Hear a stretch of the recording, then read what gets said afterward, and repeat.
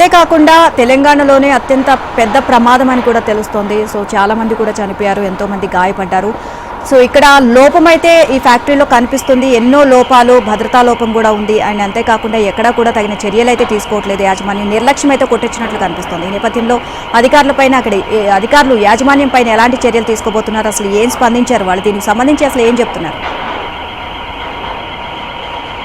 ఇంత పెద్ద ప్రమాదం దాదాపు ఈ రాష్ట్ర చరిత్రలో ఇంత పెద్ద ప్రమాదం జరగలేదని చెప్పవచ్చు. తరచుగా చిన్న చిన్న ఘటనలు జరుగుతున్నప్పటికీ కూడా ఇంత పెద్ద ప్రమాదం జరగలేదు. అయితే యాజమాన్యం మాత్రం ఇప్పటివరకు ఎలాంటి ప్రకటన చేయలేదు.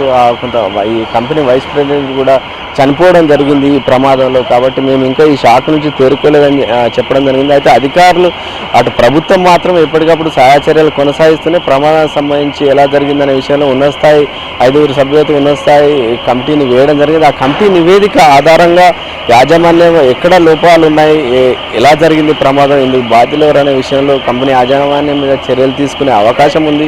ఆ కమిటీ నివేదిక ఆధారంగా మాత్రమే చర్యలు తీసుకోవడం కాక భవిష్యత్తులో ఇలాంటివి జరగకుండా కూడా సిఫార్సులు చేసే అవకాశం ఉంది. ఇందుకు సంబంధించి ఎవరు కూడా కంపెనీకి సంబంధించిన యాజమాన్యం కానీ వాళ్ళ డైరెక్టర్లు కానీ ఎవరు కూడా కార్మికులకు అందుబాటులోకి రాలేదు. వాళ్ళంతా కూడా కొంత ఈ షాక్లోనే ఉన్నాము, వాళ్ళకు ముందుగా వైద్య సహాయం అందించిన తర్వాత ఈ ఘటనపై మాట్లాడతామని చెప్పి వాళ్ళు చెబుతున్నటువంటి పరిస్థితి. అయితే ప్రభుత్వం మాత్రం ఎప్పటికప్పుడు ఈ సహాయ చర్యలను కొనసాగిస్తూనే బాధితుల కుటుంబాలను వాళ్ళకు ముందుగా వాళ్ళను ఓదార్చే ప్రయత్నం చేస్తున్నటువంటి పరిస్థితి ఉంది. నీళ్ళు కాకుండా ఈ పేలుడు సంభవించినప్పుడు పక్కన ఉన్న బిల్డింగ్లకు కూడా క్రాక్స్ వచ్చాయి, అవి కూడా ప్రమాద స్థితికి చేరుకున్నాయని చెప్తున్నారు. అక్కడ ఏమైనా ప్రమాదం జరిగిందా, ఎవరికైనా జనాలు ఉన్నారు అందులో? ఈ ప్రమాద తీవ్రత చాలా ఎక్కువగా ఉంది. ఇక్కడ ఉన్నటువంటి ఏదైతే పరిశ్రమ ఉందో అది పూర్తిగా నేలమట్టమైనటువంటి పరిస్థితి. ఆ ప్రభావానికి చుట్టుపక్కల ప్రాంతాల్లో కూడా కొంత ప్రకంపనలు వచ్చాయి. ఒక రకంగా భూకంపం, పెద్ద భారీ బాంబు పేలుడు అయితే ఎలా ఉంటుందో ఆ రకంగా జరిగినటువంటి పరిస్థితి.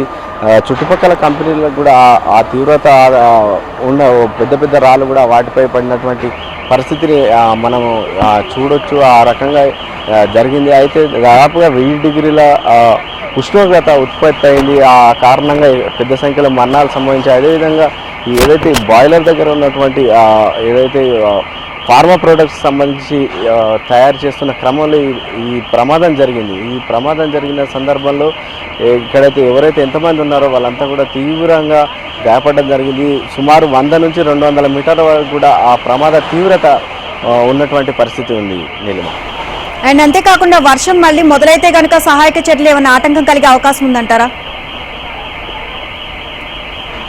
వర్షం నిన్న సాయంత్రం నుంచి కూడా అర్ధరాత్రి వరకు భారీ స్థాయిలో వర్షం కురిసింది. దాంతో కొంత వర్షం నీరు నిలవడంతో సహాయ చర్యలు ఆటంకమయ్యాయి. అయితే ఈరోజు తెల్లవారుజాము నుంచి కూడా ఎలాంటి వర్షం రాకపోవడంతో ఎలాంటి ఇబ్బందులు లేవు, సజావుగా సాగుతున్నాయి.